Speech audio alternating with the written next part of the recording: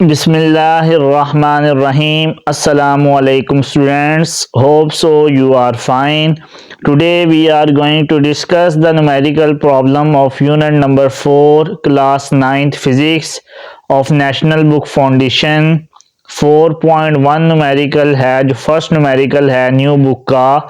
Find the magnitude and the direction of the resultant of these forces. आपने direction भी बतानी है. Directions mean कि आपने एंगल बताना है और फोर्स का मैग्नीट्यूड बताना है कि टोटल कितनी हमारे पास न्यूटन की फोर्स लग रही है एक ब्लॉक के ऊपर. तो उसने सबसे पहले कहा कि 70 Newton along x axis, resultant force बतानी है उस ब्लॉक के ऊपर जो लग रही है. Number B 50 newton at 30 angle with x axis. Number C 40 newton along y axis. तीन फोर्सेस दी हुई हैं और पूछा जा रहा है कि आपने रिजल्टेंट फोर्स बतानी है और फिर बताना है कि रिजल्टेंट फोर्स का एंगल क्या बन रहा है उन तीन फोर्सेस के साथ. तो सबसे पहले बेटा आपको पता होना चाहिए कि हमारे पास दो एक्सिस होते हैं. लेट्स सपोज जैसा कि इस न्यूमेरिकल में दो एक्सिस हैं, तीन भी हो सकते हैं. जी एक्सिस ये हमारे पास एक्स एक्सिस होता है और ये हमारे पास कौन सा एक्सिस होता है, वाई एक्सिस होता है. इसको हम हॉरिजॉन्टल एक्सिस भी कहते हैं, इसको हम वर्टिकल एक्सिस भी कहते हैं. तो उसने कहा 70 न्यूटन की फोर्स अप्लाई हो रही है एक्स एक्सिस पे. तो मैंने यहाँ पे एक 70 न्यूटन की फोर्स लगा दी जो एक्स एक्सिस पे अप्लाई हो रही है. अभी मैं आपको डिटेल में समझाता हूं. दूसरा उसने कहा force along x axis at 30 angle. अब एक्स एक्सिस ये वाला एक्सिस था और ये वाला हमारे पास वाई एक्सिस है. एक्स एक्सिस के अलोंग 50 न्यूटन की फोर्स लग रही है, लेकिन एंगल कौन सा बन रहा है, 30 न्यूटन का. तो लेट्स सपोज मैं कहता हूं ये मेरे पास 30 न्यूटन का 30 एंगल है और फोर्स लग रही है 50 न्यूटन की. फिर कहता है 40 न्यूटन अलोंग वाई एक्सिस. ये मैंने तीसरी डायग्राम बनाई कि ये मेरे पास जो फोर्स लग रही है ये 40 न्यूटन की है. अगर एक्स एक्सिस कहता तो हम इस तरफ लगाते, उसने वाई एक्सिस बोला इसलिए मैंने यहाँ पे एरो लगा दिया और कहा ये 40 न्यूटन की फोर्स लग रही है. टू फाइंड मैग्नीट्यूड मीन्स कि हमारे पास टोटल कितनी फोर्स लग रही है. तो मैंने लिखा F R means resultant total force sum of all forces. Direction तो एंगल और साथ रिजल्टेंट के साथ जो हमारे पास एंगल बन रहा है वो भी हमने बताना है. इस तरह के बेटा न्यूमेरिकल बोर्ड में नहीं आते, थोड़ा सा वैसे ही बुक वाले ने न्यूमेरिकल दिया हुआ है, मैं आपको समझा देता हूं. अब मैंने कहा कि हमारे पास लेट्स सपोज 10 न्यूटन का जो स्केल है वो हमारे पास 1 सेंटीमीटर के बराबर है. Means 10 newton is equal to 1 centimetre. अगर 100 न्यूटन हो तो टोटल 10 सेंटीमीटर हो जाएंगे. तो अब मैंने यहाँ पे डायग्राम बनाई. सबसे पहले मैंने F1 ली 7 सेंटीमीटर. क्यों, हमारे पास 10 न्यूटन 1 सेंटीमीटर के बराबर है तो 70 न्यूटन F1 फोर्स थी तो कितने सेंटीमीटर के बराबर हो गया बेटा, 7 सेंटीमीटर. अब यहां से F2 लगाई और F2 हमारे पास 30 के एंगल के साथ जा रहा था 50 न्यूटन की फोर्स. तो यहाँ पे 5 सेंटीमीटर की एक लाइन लगाई और इसके साथ एंगल कौन सा था, 30. तो मैंने F2 कह दिया 30 के एंगल के साथ 50 न्यूटन की जो फोर्स थी which is equal to 5 centimetre. अब थर्ड फोर्स जो हमारे पास वाई एक्सिस पे लग रही थी, ये स्ट्रेट लाइन जा रही है. ये कौन सा एक्सिस है हमारे पास, वर्टिकल एक्सिस है वाई एक्सिस. तो मैंने यहाँ पे ये 4 सेंटीमीटर F3, या आपकी चॉइस है, आप 5 न्यूटन को भी 1 सेंटीमीटर कह सकते हो. मैंने 10 न्यूटन को 1 सेंटीमीटर का स्केल लिया. स्केल आप अपनी मर्जी से कोई भी चूज कर सकते हैं. अब इन सारी फोर्सेस का जब सम किया मीन्स कि हमने रिजल्टेंट, आपको पता है कि हेड हेड के साथ होना चाहिए और हमारे पास टेल टेल के साथ. आपने पढ़ा कि हेड टू टेल रूल ऐसा मेथड होता है जो एडिशन ऑफ वेक्टर क्वांटिटीज को, जो वेक्टर फोर्सेस होती हैं उसको ऐड करने के लिए हम head to tail rule find out करते हैं, या हेड टू टेल रूल की मदद से हम रिजल्टेंट निकालते हैं किसी भी तरह की जो फोर्सेस होती हैं वेक्टर्स उनका. अब हमारे पास ये पहले का हेड था, दूसरे की टेल थी. दूसरे का हेड है, तीसरे की टेल है। लेकिन जब भी रिजल्टेंट बेटा फाइंड आउट करते हैं, हेड हेड के साथ होना चाहिए और टेल टेल के साथ होनी चाहिए। हेड टू टेल रूल की मदद से हम किसी भी number of forces, any number of forces को फाइंड आउट कर सकते हैं। अगर 3 हैं, 4 हैं, 5 हैं, हम हेड टू टेल रूल लगा के किसी भी नंबर की फोर्सेस को फाइंड आउट कर सकते हैं, 10 हो, 20 हो। अब हमारे पास जब हमने स्केल की मदद से ये रिजल्टेंट निकाला तो हमारे पास आ गया, ये हमारे पास 13.06 सेंटीमीटर आ गया। ये 7 था, ये हमारे पास 5 है, ये 4 है।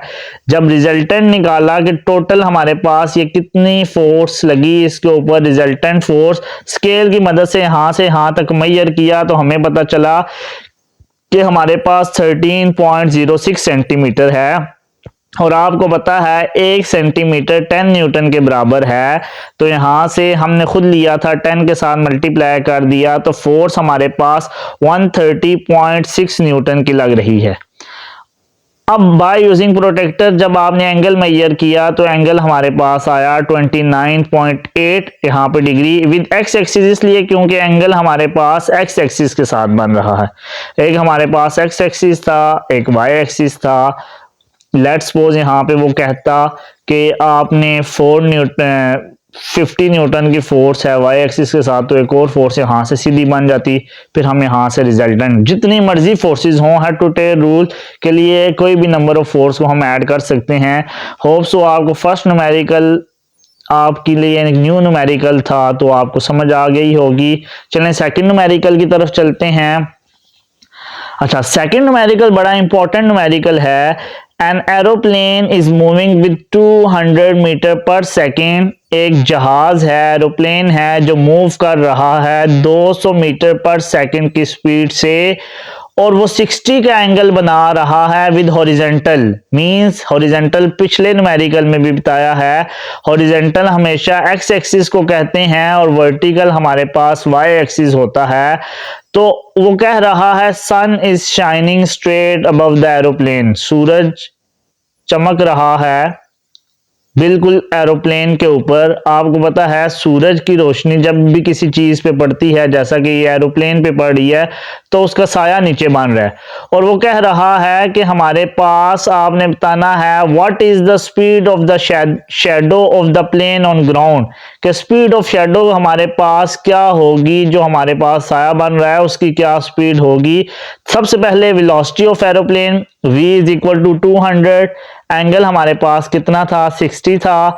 अब ये देखें, ये हमारे पास एंगल 60 बनाया, एक्स एक्सिस के साथ वो कह रहा था एंगल बन रहा है, और वेलोसिटी एरोप्लेन की 200 थी। ये हमारे पास सन था, ये एरोप्लेन है। जब सूरज की रोशनी इस एरोप्लेन पे पड़ रही है तो उसका हमारे पास शैडो कहाँ पे बन रहा है, एक्स एक्सिस की तरफ बन रहा है।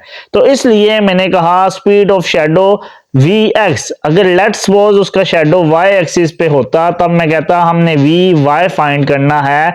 जैसा कि वेलोसिटी के दो कंपोनेंट्स हैं Vx और Vy, जैसा कि फोर्स को रिजॉल्व किया जाए दो कंपोनेंट्स में रिजॉल्व होती है Fx और Fy। Fx हमेशा हमारे पास हॉरिजॉन्टल कंपोनेंट होता है और Fy हमेशा वर्टिकल कंपोनेंट होता है। और F के साथ x कंपोनेंट के साथ हमेशा cos थीटा का फार्मूला यूज होता है, y के साथ हमेशा sin थीटा का फार्मूला यूज होता है। तो speed of shadow Vx find out करना था, क्योंकि इस एरोप्लेन का जो शेडो है वो हमारे पास इस केस में x एक्सिस की तरफ बन रहा है। तो हमें पता है Vx is equal to V cos theta. ये हमारी बुक का टॉपिक है रेजोल्यूशन ऑफ फोर्सेस। तो आपने यही याद रखना है, x कंपोनेंट होगा cos थीटा लगेगा, अगर y होता तो sin थीटा लगता।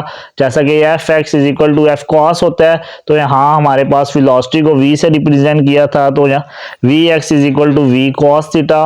V हमारे पास 200 है, cos एंगल 60 है। cos 60 को कैलकुलेटर से करते हैं तो बेटा आपके पास 0.5 आता है। 0.5 को 200 से करते हैं तो हमारे पास क्या आता है 100, और वेलोसिटी का यूनिट होता है ms-1। जबकि हमारे पास मैंने लिखा speed of shadow is 100 metre per second. तो होप सो आपको ये न्यूमेरिकल भी समझ आ गया होगा। थर्ड न्यूमेरिकल की तरफ चलते हैं। 17 Newton force is acting on a body. एक बॉडी है जिसके ऊपर 70 न्यूटन की फोर्स लग रही है और वो 60 के एंगल बना रहा है with the horizontal, find the magnitude of its component. हमारे पास एक फोर्स लग रही है 70 न्यूटन की फोर्स और हमारे पास एंगल एक्स एक्सिस के साथ बन रहा है। आपने बताना है कि हमारे पास उस फोर्स के जो मैग्नीट्यूड है उसके कंपोनेंट्स बताने हैं। मींस फोर्स के दो ही कंपोनेंट्स होते हैं, एफ एक्स बताने हैं और एफ वाई बताना है। आपने बताना है एफ एक्स के ऊपर हमारे पास कितने न्यूटन की फोर्स लग रही है, एफ वाई के ऊपर कितने न्यूटन की फोर्स लग रही है। एंगल 60 का बन रहा है विद द एक्स एक्सिस। तो हम सबसे पहले गिवन डाटा लिखते हैं। फोर्स एफ से रिप्रेजेंट किया 70 न्यूटन, एंगल हमारे पास 60 बन रहा है, एंगल को ये थीटा से रिप्रेजेंट किया। आपने उस फोर्स के जो कंपोनेंट है उनका मैग्नीट्यूड बताना है। मींस कि आपने एफ एक्स बताना है, एफ वाई बताना है। यहाँ पे अगर वो मैग्नीट्यूड ऑफ इट्स कंपोनेंट की बात ना करता तो वो अगर कहता फाइंड द हॉरिजेंटल कंपोनेंट तब एफ एक्स निकालते, अगर कहता फाइंड द वर्टिकल कंपोनेंट तब एफ वाई निकालते। उसने कहा कि आपने उस फोर्स के जो कंपोनेंट्स हैं, तो हमें पता है फोर्स के दो ही कंपोनेंट्स हैं, एफ एक्स और एफ वाई, तो आपने दोनों का मैग्नीट्यूड निकालना है। तो एफ एक्स आपको पिछले भी न्यूमेरिकल में बताया था, एक्स एक्सिस के साथ हमेशा कॉस थीटा लगता है। F x is equal to F cos theta. एफ हमारे पास 70 है, कॉस थीटा 60 है। थीटा हमारे पास कॉस 60 को जब करेंगे कैलकुलेटर से 0.5 आंसर देगा। 0.5 को जब 70 के साथ कैलकुलेटर की मदद से मल्टीप्लाई किया तो आंसर आया 35 और फोर्स का यूनिट होता है हमारे पास न्यूटन। इसी तरह हमारे पास अगर y कंपोनेंट निकालना है एफ वाई, तो एफ साइन थीटा, एफ 70 था, पहले कॉस था, अब साइन 60, 0.866 जब कैलकुलेटर से 70 के साथ मल्टीप्लाई किया 0.866 को तो आंसर आया 60.6 न्यूटन। अगर बोर्ड में लेट्स सपोज या न्यूमेरिकल आता है गिवन डाटा टू फाइंड लिखेंगे तो आपको बोर्ड वाला फार्मूला गिवन होता है, 1 नंबर देगा, सॉल्व करेंगे तो 2 नंबर दे देगा, ये भी सॉल्व करेंगे 3 नंबर, आधा नंबर यूनिट का होता है बेटा। लेट्स सपोज वो कहता कि आपने फोर्स फाइंड करनी है और हॉरिजेंटल कंपोनेंट 60 है, एंगल 30 दिया है, फोर्स निकालनी थी, तो horizontal F x is equal to F cos theta. अब आपने फोर्स निकालनी है, कॉस थीटा यहाँ मल्टीप्लाई हो रहा है, दूसरी तरफ जाके डिवाइड हो जाएगा, जस्ट इक्वेशन को रीअरेंज करना है। अगर वो कहता है कि वर्टिकल कंपोनेंट 70 है, एंगल भी दिया हुआ है, तो आपने F y is equal to F sine theta. अब फोर्स निकालनी है, साइन थीटा यहाँ मल्टीप्लाई हो रहा है, इसके साथ डिवाइड होता, वैल्यूज पुट करते तो आंसर आ जाता। अब नेक्स्ट न्यूमेरिकल की तरफ चलते हैं बेटा। फोर्थ न्यूमेरिकल हमारे पास है the horizontal and vertical components of a force are 3 newton and 4 newton respectively. कहते हैं कि हमारे पास फोर्सेस के दो कंपोनेंट, एक एक्स कंपोनेंट 3 न्यूटन का था और y कंपोनेंट हमारे पास 4 न्यूटन का था। हमें कैसे पता चला x कौन सा, तो बताया हुआ है हॉरिजेंटल हमारे पास 3 है, वर्टिकल 4 है। तो आपको पता है हॉरिजेंटल x एक्सिस है और वर्टिकल 4 न्यूटन y एक्सिस है। आपने रिजल्टेंट निकालना है कि उस फोर्स का रिजल्टेंट कितना है। जैसा कि फर्स्ट न्यूमेरिकल में हमारे पास लेट्स सपोज ये एफ एक्स 3 न्यूटन बना देता हूँ, एफ वाई 4 न्यूटन। आपने रिजल्टेंट निकालना है F R means resultant of the force, और वो कितना एंगल बना रहा है। तो जब भी रिजल्टेंट की बात की जाएगी बेटा तो आपने मैग्नीट्यूड निकालना होगा फोर्स का और डायरेक्शन निकालनी होगी। अगर वो आपको वैसे ही कह देता find the magnitude and direction तब वेल एंड गुड है। अगर वो रिजल्टेंट कहता है तो रिजल्टेंट में दो चीजें आती हैं, एक फोर्स का मैग्नीट्यूड आता है और एक डायरेक्शन आती है। अब F is equal to F x square plus F y square under root, ये हमारे पास मैग्नीट्यूड ऑफ फोर्स निकालने का फॉर्मूला है। अब हमारे पास एफ एक्स कितनी थी 3 न्यूटन, एफ वाई कितनी थी 4, तो हमारे पास 3 का स्क्वेयर 9, 4 का स्क्वेयर 16, 9 प्लस 16 25 अंडर रूट 25 लिया तो 5 न्यूटन आ गया। अब डायरेक्शन निकालनी है तो डायरेक्शन के लिए हम टेन थीटा का फॉर्मूला यूज करते हैं और टेन थीटा हमारे पास होता है perpendicular over base, means perpendicular हमारे पास y कंपोनेंट होता है, बेस हमारे पास x कंपोनेंट होता है। आपने याद कर रखना है tan theta is equal to F Y divide by F X. अब एंगल निकालना है, टेन दूसरी तरफ जाएगा, टेन इनवर्स हो जाएगा F Y divide by F X. F Y क्या है 4, बच्चे यहाँ मिस्टेक करते हैं, एफ वाई की जगह एफ एक्स की वैल्यू ऊपर लिख देते हैं, तो आपने ये ख्याल रखना है एफ वाई 4 है, एफ एक्स 3 है। 4 को जब 3 से बेटा डिवाइड किया तो आंसर आया 1.33। जब शिफ्ट दबा के 10 दबाएंगे तो आंसर आ जाएगा 10 इनवर्स, मीन्स आप शिफ्ट का बटन दबाएंगे 10 दबाएंगे 10 इनवर्स ब्रैकेट डाल के 1.33, तो हमारे पास आ जाएगा 53 अलॉन्ग एक्स एक्सिस हमारे पास एंगल बन रहा है। होप सो आपको ये न्यूमेरिकल भी समझ आ गया होगा। फिफ्थ न्यूमेरिकल की तरफ चलते हैं। अच्छा, फिफ्थ न्यूमेरिकल बड़ा इंपॉर्टेंट न्यूमेरिकल है। Two bodies are hanging by two cords of ropes, दो बॉडीज हमारे पास हैंग हुई हैं रस्सी के साथ, और जो हमारे पास tension in the upper cord is 500 newton, जो हमारे पास रस्सी के अंदर खिंचाव है अपर कॉर्ड्स में वो 500 न्यूटन टेंशन है, और लोअर कॉर्ड की जो टेंशन है वो 200 न्यूटन है। आपने मास निकालना है बॉडीज का, ये डायग्राम बुक में दी हुई है। अब मैंने लिख दिया tension in the upper cord T U से रिप्रेजेंट किया 500 newton tension in the upper cord, tension in the lower cord T L 200 newton. अब आपने मास M1 और M2 निकालना है।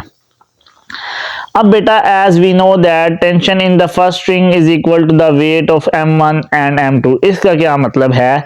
ये देखो बेटा, ये टेंशन TU अपर कॉर्ड्स में 500 न्यूटन की फोर्स थी।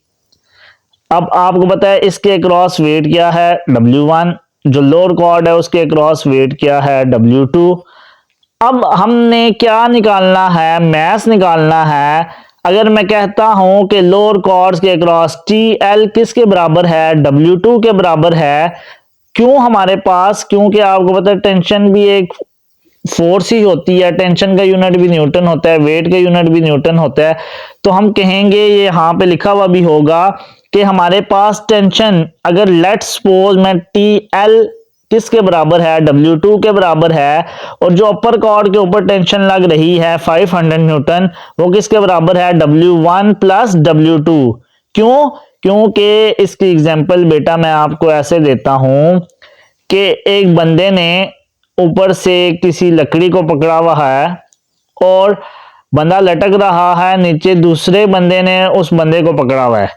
अगर कोई आपसे पूछे कि ऊपर वाले बंदे का मास कितना है, तो हमारे पास उसका ऊपर वाले का भी मास आ जाएगा, नीचे वाले का भी आएगा, क्योंकि नीचे वाले ने ऊपर वाले को पकड़ा हुआ है तो ऊपर वाले का मास नीचे वाले के साथ सम हो रहा है।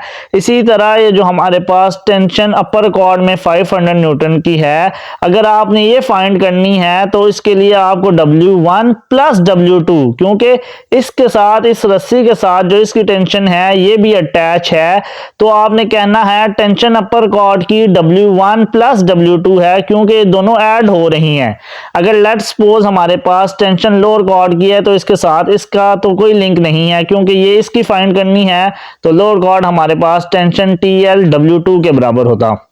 लेट्स सपोज अगर ऐसे लॉज बेस के अकॉर्डिंग यहाँ पे T एक और होता T3 700 न्यूटन, तो T3 कह दो या आपकी मर्जी है जो भी कह दो, T3 हमारे पास होता है W1 plus W2 plus W3, लेकिन हमारे पास इस केस में दो ही हैं, तो हमारे पास TU अपर कॉर्ड की किसके बराबर होगी? W1 plus W2। ये न्यूमेरिकल आपने गौर से समझना है, क्योंकि हमारे पास इसके साथ ये भी इसके रास्ते में आ रहा है, तो आपको पता होना चाहिए। जैसे मैंने आपको एग्जांपल दी, बंदे ने नीचे से दूसरे को भी पकड़ा हुआ है, तो दोनों का मास सम होता है। तो हमने इसलिए मैंने लिख दिया as we know that tension in the first string T1 या TU is equal to weight, हमारे पास M1 का भी वेट होगा और M2 का भी होगा। टेंशन TL ये जस्ट W2 है, क्योंकि इसके साथ कोई नीचे कुछ भी नहीं है, तो इसलिए अब मैंने लिखा TU tension in the upper cord is equal to W1 plus W2। अब हमारे पास W किसके बराबर है, mg, W1 था m1g प्लस W2 था, W बराबर होता है mg, तो W2 था m2g। दोनों में से g कॉमन आ रहा है, मैंने बाहर ले लिया, अंदर आ गया m1 प्लस m2। अब बेटा मुझे मैथ्स m1 और m2 चाहिए, तो हमारे पास सबसे पहले यहां से मैंने m1 की वैल्यू निकालनी है। m1 की वैल्यू निकालने के लिए मुझे m2 का पता होना जरूरी है, क्योंकि tension in the upper cord 500 है, g की वैल्यू भी पता है। ये सारी चार चीजें हैं, चार चीजों में से तीन चीजों का नाउन होना जरूरी है ताकि हम फोर्थ वन फाइंड आउट कर सकें। तो चार चीजों में से सबसे पहले m2 की वैल्यू निकालेंगे। लेट्स सपोज जैसा कि मैथ में क्वेश्चन आते हैं x plus Y is equal to 10। अगर कोई कहे कि x की वैल्यू निकालें तो आपने सबसे पहले y की वैल्यू निकालनी है, ताकि x की वैल्यू के निकालने के लिए y की वैल्यू का होना जरूरी है। इसी तरह हमारे पास tension in the upper cord में m1 की वैल्यू फाइंड आउट करने के लिए m2 की वैल्यू का पता होना जरूरी है। तो हमें पता है टेंशन TL लोअर कॉर्ड में वो किसके बराबर थी, वेट 2 के, तो मैंने लिख दिया। अब वेट हमारे पास 2 किसके बराबर है, mg के, तो वेट 2 है तो m2g, यहाँ W2 लिखना था, तो m2g। मुझे m2 की वैल्यू का पता होना जरूरी, सॉरी m2 की वैल्यू निकालनी है। तो g की वैल्यू हमें पता है, t लोअर कॉर्ड में 200 न्यूटन था, m2 निकालना है, g की वैल्यू 10 है। यहाँ पे ये 10 मल्टीप्लाई हो रहा है, दूसरी तरफ जाके डिवाइड, 200 डिवाइड बाय 10 20 मैथ्स के यूनिट केजी, तो m2 की वैल्यू आ गई KG. Put value of m2 in equation 1। यहाँ पे m2 की वैल्यू डालते हैं, तो यहाँ पे t अपर कॉर्ड की 500, m1 फाइंड आउट करना है, प्लस m2 कितना है 20, g की वैल्यू 10 है। 10 यहाँ पे डिवाइड हो रहा है, दूसरी तरफ जाके, सॉरी बेटा 10 यहाँ मल्टीप्लाई हो रहा है, दूसरी तरफ जाके डिवाइड, तो 500 को जब 10 से डिवाइड किया 50 आ गया। m1 प्लस 20, जब कोई चीज एक तरफ प्लस हो दूसरी तरफ जाके माइनस होती है, तो 50 माइनस 20 30 के जी, तो m1 भी आ गया, m2 भी आ गया। तो बस ये जहन में रखना है, अगर अपर कॉर्ड की टेंशन फाइंड करनी है तो उसके रास्ते में एक ये मैथ्स आ रहा है और ये भी आ रहा है। आप ऐसे भी कह सकते थे tu is equal to m1 plus m2, और साथ में g भी लिख सकते थे, क्योंकि हमारे पास फोर्स ऑफ ग्रेविटी। तो आपने आसान काम किया, टी यू के रास्ते में वेट 1 भी आ रहा है और वेट 2 भी आ रहा है, जबकि टी एल के रास्ते में जस्ट m2 आ रहा है, जो हमारे पास W2 के बराबर है।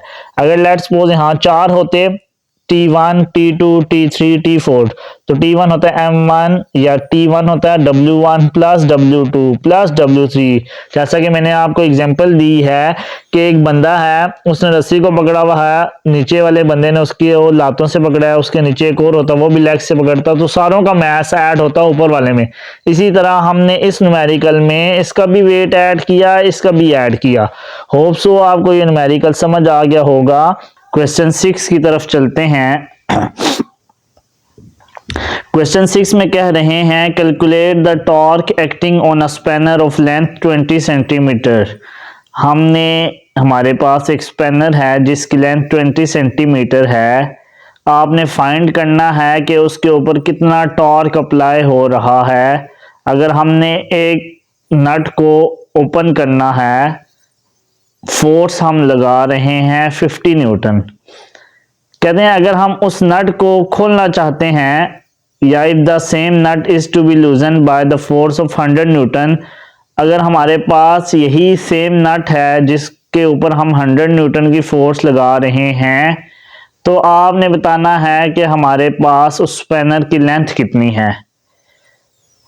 दोबारा सुन लीजिएगा, कहते हैं हमने एक नट को खोलना है स्पैनर की मदद से, फोर्स 50 न्यूटन की लगा रहे हैं, आपने बताना है उसके ऊपर टॉर्क कितना अप्लाई हो रहा है।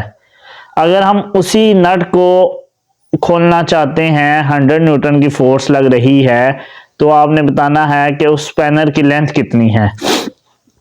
सबसे पहले given data, length of a spanner L1 20 centimetre. Centimetre एक स्टैंडर्ड यूनिट नहीं है, सो हमने इसे मीटर में कन्वर्ट करना है। हमें पता है कि 1 मीटर के अंदर 100 सेंटीमीटर होते हैं। सेंटीमीटर एक छोटा यूनिट है, मीटर एक बड़ा यूनिट है। जब भी छोटे यूनिट से बड़े यूनिट की तरफ जाते हैं तो हम डिवाइड करते हैं। अगर यहाँ पे लेट्स सपोज मीटर होता, हम सेंटीमीटर में लेट्स सपोज कंसीडर करना चाहते या आंसर लाना चाहते तो हम मल्टीप्लाई करते, क्योंकि मीटर एक बड़ा यूनिट है।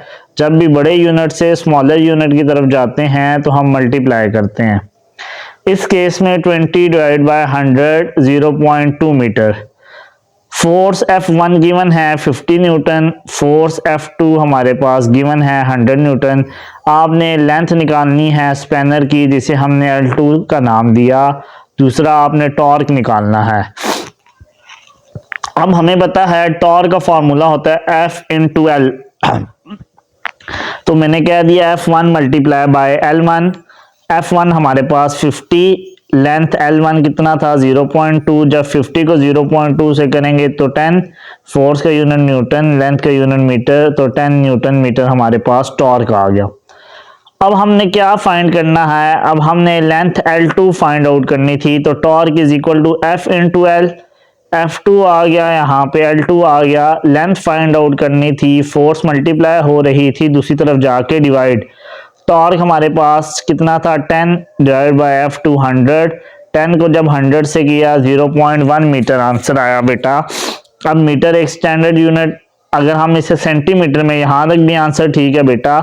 सेंटीमीटर में अगर हम इसे कन्वर्ट करना चाहते हैं तो मीटर से सेंटीमीटर में जाने के लिए मल्टीप्लाई करते हैं, क्योंकि मीटर एक बड़ा यूनिट है, सेंटीमीटर छोटा यूनिट है। जब भी बड़े यूनिट से छोटे की तरफ जाएंगे तो हम मल्टीप्लाई करेंगे, तो आंसर आ गया L2 10 सेंटीमीटर। अब बेटा आपको पता है कि टॉर्क इंटू FL, अगर यहाँ पे फोर्स मल्टीप्लाई हो रहा था तो दूसरी तरफ डिवाइड हो रहा है। इसका मतलब है हमारे पास लेंथ, जो मोमेंट आर्म है और फोर्स है, इन दोनों का इनवर्स रिलेशन है। अगर मोमेंट आर्म, लेंथ, इसको मोमेंट आर्म कहते हैं। अगर लेंथ ज्यादा होगी तो फोर्स कम होनी चाहिए, लेंथ कम होगी फोर्स ज्यादा होनी चाहिए। इनवर्स रिलेशन का मतलब ये होता है कि अगर एक चीज की क्वांटिटी को इंक्रीज किया जाए दूसरे की डिक्रीज होती है। देखिए हमारे पास पहले 20 सेंटीमीटर था, लेंथ ज्यादा थी, फोर्स क्या लग रही थी 50 न्यूटन। अब फोर्स ज्यादा लग रही है तो लेंथ क्या होनी चाहिए, कम होनी चाहिए। तो हमारे पास 10 सेंटीमीटर स्पैनर की लेंथ आ गई है। तो बताने का मकसद ये है कि लेंथ के ज्यादा होने से फोर्स कम होगी, फोर्स कम होगी तो लेंथ क्या होगी, ज्यादा होगी। इसी तरह टॉर्क हमारे पास दोनों कंडीशन में कांस्टेंट रहेगा। लेट्स सपोज हमारे पास यहाँ पे फोर्स इंटू L1 हमने किया था, let's suppose torque F2 multiply by L2 करते हैं, तब भी देखते हैं कि टॉर्क 10 ही आता है। पहले हमने F1 L से इसलिए किया था क्योंकि हमारे पास L1 की वैल्यू गिवन थी। अगर L2 की होती तो आप किसी भी कंडीशन से मल्टीप्लाई करते, टॉर्क कांस्टेंट आता। लेट्स सपोज F2 हमारे पास कितना है 100, L2 हमारे पास कितना आया 0.1 जब मीटर में था। 100 को 0.1 से करेंगे तो टॉर्क इस केस में भी क्या आएगा 10 न्यूटन मीटर। तो टॉर्क हमेशा दोनों केसेस में कांस्टेंट रहेगा। होप सो आपको ये न्यूमेरिकल समझ आ गया होगा। नेक्स्ट न्यूमेरिकल की तरफ चलते हैं, बहुत इजी न्यूमेरिकल है। If a nut is loosen by 90 newton metre torque, अगर एक नट है जिसे हमने लूज किया है, उसके ऊपर टॉर्क अप्लाई हो रहा है 90 newton metre using a spanner of the length 30 centimetre. उस स्पैनर की लेंथ 30 सेंटीमीटर थी। How much force is applied, हमने कितनी फोर्स अप्लाई करनी है उस स्पैनर के ऊपर ताकि वो स्पैनर हमारे पास, उसे लूज करना है या ओपन करना है तो हमने कितने न्यूटन की फोर्स लगानी है। तो बेटा given data torque 90 newton metre, length 30 centimetre थी। अब आपको पता है सेंटीमीटर एक स्टैंडर्ड यूनिट नहीं है, मीटर में कन्वर्ट करना है। छोटे यूनिट से बड़े यूनिट की तरफ जाएंगे तो डिवाइड किया 0.3। फोर्स निकालनी थी, T is equal to F into L, force निकालनी थी, L मल्टीप्लाई हो रहा है दूसरी तरफ जाके डिवाइड, जस्ट वैल्यूज पुट की। टॉर्क 90 था, लेंथ 0.3 थी, तो 300 न्यूटन की फोर्स लगेगी। उस जो नट है उसको हम लूज कर सकेंगे। क्वेश्चन 8 बहुत इंपॉर्टेंट है। Two masses 200 gram and 50 gram are hanging at position 60 centimetre and 70 centimetre respectively. कहते हैं हमारे पास एक, लेट्स सपोज एक मीटर रॉड है जिसके ऊपर हमने क्या करना है, वो हमारे पास जो टोटल मीटर रॉड है वो हमारे पास 100 सेंटीमीटर का है। मीन्स कि हमारे पास 1 मीटर का है, 1 मीटर में 100 सेंटीमीटर होते हैं। तो ये मैंने कह दिया, ये 10 सेंटीमीटर है, ये 20 है, ये 30, 40, 50, ये डायग्राम गिवन है बुक में 60, 70, 80, 90, 100। अब आपको पता है इसका जो सेंटर पॉइंट है, जहां पे सेंटर ऑफ ग्रेविटी जिसे हम कहते हैं, या centre point, a point where the whole weight of the body appears to act vertically downward, उसे आप सेंटर पॉइंट भी कहते हैं, सेंटर ऑफ ग्रेविटी भी कहते हैं। इसका सेंटर पॉइंट 50 है। कहते हैं 2 मैसेज हमने हैंग किए हैं, एक मैस 200 ग्राम है, दूसरा 50 ग्राम है। जो मैस 200 है हमारे पास, वो हमने क्या किया है, वो हमने 60 सेंटीमीटर के ऊपर, ये देखें जैसा कि M2 हमारे पास कितना था, M2 हमारे पास था मैस 2, M1 हमारे पास मैस M1 है। तो हमने M1 को पुट अप किया 60 सेंटीमीटर पे और M2 को पुट अप किया 70 सेंटीमीटर पे। अब आपको बेटा ये पता होना चाहिए कि हमारे पास जो सबसे पहले क्या करना है, उसने कहा 2 masses 200 gram and 50 gram are hanging at position 60 centimetre and 70 centimetre respectively on a uniform metre rod. ये सेंटर पॉइंट था, यहाँ पे भी हम मैस एक रखेंगे, यहाँ पे भी रखेंगे, तो लाजमी बात है हमारे पास ये जो मीटर रॉड है ये बैलेंस नहीं रहेगा, बल्कि किस तरफ आएगा, नीचे की तरफ आ जाएगा, झुक जाएगा, क्योंकि हमारे पास इसके ऊपर वेट अप्लाई हो रहा है, मैस हमने रखा है। कहते हैं कि हम अब क्या करेंगे, इसको बैलेंस करने के लिए, इस मीटर रॉड को बैलेंस करने के लिए हम क्या करेंगे, हम इस तरफ भी एक मैस लगाएंगे ताकि दोनों साइड्स हमारे पास क्या हो जाएं, इक्वल हो जाएं। ये इसका सेंटर पॉइंट था, यहाँ पे भी मैस लटका दिया, यहाँ पे भी मैस लटका दिया, तो ये हमारे पास थोड़ा सा डाउनवर्ड हो जाएगा। तो हमने क्या करना है, यहाँ पे कौन सी पोजीशन पे हम मैस लगाएंगे कि हमारे पास ये पूरी बॉडी 1 मीटर रॉड बैलेंस हो जाए। कहते हैं where should be the third mass of 150 gram. 150 gram को यहाँ पे कहाँ पे पोजीशन किया जाए ताकि ये मीटर रॉड बैलेंस हो जाए। लाजमी बात है, अगर ये साइड डाउनवर्ड जाएगी तो यहाँ पे कोई हमने मैस लगाना है जो इसे क्या करेगा, बैलेंस करेगा। सबसे पहले मैं आपको बता देता हूं, ये सेंटर पॉइंट था, सेंटर से हमारे पास उसने कहा था 60 सेंटीमीटर पे एक मैस लगाया, तो L1 हमारे पास क्या आ गया, 10 सेंटीमीटर। 50 से उसने कहा 70 सेंटीमीटर तक जाना था, क्योंकि सेंटर पॉइंट है, तो यहाँ से राइट साइड पे हमने 70 सेंटीमीटर आता है, तो लेंथ L2 मीन्स हमारे पास कितनी आ गई, 20 सेंटीमीटर आ गई। तो आपने L3 फाइंड आउट करना है कि हमारे पास हमने कौन सी पोजीशन पे मैस को हैंग किया ताकि ये हमारे पास जो मीटर रॉड है ये बैलेंस हो जाए। दोबारा सुन ले, सेंटर पॉइंट था 60 सेंटीमीटर, इसका मतलब सेंटर से कितना डिस्टेंस है, लेंथ 10 सेंटीमीटर। 70 पे एक मैस था, तो सेंटर से कितना 70 है, 50 और 70 में 20 सेंटीमीटर का डिस्टेंस आता है। तो गिवन डाटा लिखते हैं, मैस M1 200 ग्राम, ग्राम फिर एक स्टैंडर्ड यूनिट नहीं है, मैस का स्टैंडर्ड यूनिट केजी होता है, so we have to convert gram into kilogram as we know that in 1 kg we have 1000 gram. अब ग्राम से किलोग्राम में जा रहे हैं, 1000 से डिवाइड किया तो 0.2 kg आ गया। मैस M2 था 50 ग्राम, 50 को आपने 1000 से किया तो 0.5 kg आ गया। मैस M3 हमारे पास 150 ग्राम था, 150 को जब 1000 से किया तो आंसर आया 0.15, ये 0.05 kg है। अब हमारे पास इसमें और कौन सी वैल्यूज गिवन है, लेंथ L1 हमारे पास 10 सेंटीमीटर है, तो आपको पता है सेंटीमीटर एक स्टैंडर्ड यूनिट नहीं है, तो हमने क्या किया, 10 को डिवाइड किया 100 के साथ, 0.1 मीटर आ गया। लेंथ L2 20 सेंटीमीटर है, 20 को डिवाइड किया 100 के साथ, तो हमारे पास आंसर आ गया 0.2 मीटर। आपने फाइंड आउट करना है कि हमारे पास कौन सी लेंथ पे हमने 150 ग्राम का मैस हैंग आउट करना है ताकि हमारे पास ये मीटर रॉड क्या हो जाए, बैलेंस हो जाए। अब हमारे पास हमने सॉल्यूशन निकालना है एज प्रिंसिपल ऑफ मूवमेंट। वो कहता है टॉर्क जो एंटी क्लॉकवाइज था वो हमारे पास टॉर्क क्लॉकवाइज के बराबर आना चाहिए। अब बेटा ये देखें, हम यहाँ पे किसी पोजीशन पे let's suppose mass 150 gram apply करेंगे ताकि ये बॉडी बैलेंस हो जाए। तो ये वेट था, तो हमारे पास बॉडी का ये क्या है, ये कौन चीज़ है, ये हमारे पास एंटी क्लॉकवाइज टॉर्क है। क्लॉकवाइज एंटी क्लॉकवाइज क्या होता है, ये क्लॉक है, ये 12 1 2 3 हमारे पास 6 9 दोबारा 12 घड़ी ऐसे चलती है तो हम कहते हैं क्लॉकवाइज है। अगर ऐसे आएगी तब हम कहेंगे एंटी क्लॉकवाइज है।